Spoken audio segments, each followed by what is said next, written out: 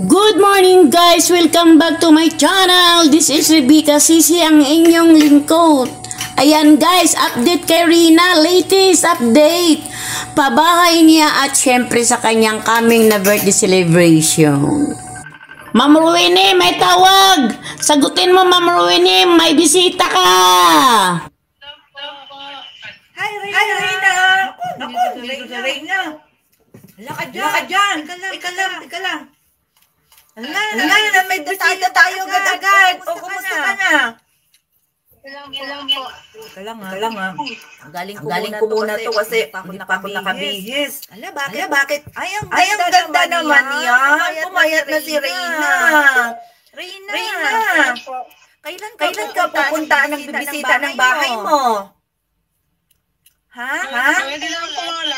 Maulan pa ba yan? Ay, maulan pa. O diba guys, thank you kay Rohinim. Kahit papano, nasubaybayan at mamonitor pa rin natin si Rina. Thank you, Ma'am Rohinim.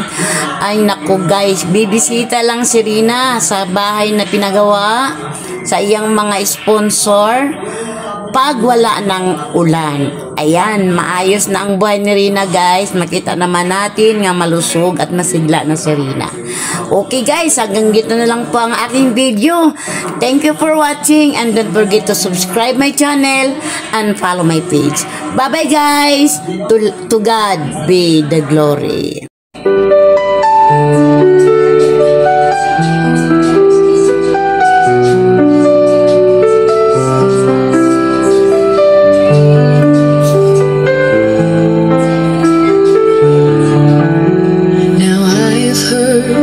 A secret chord that David played and it pleased the Lord, but you don't really care for music, do you? It goes like this: the fourth, the fifth, the minor falls, the major lifts, the baffled king composing hallelujah, hallelujah.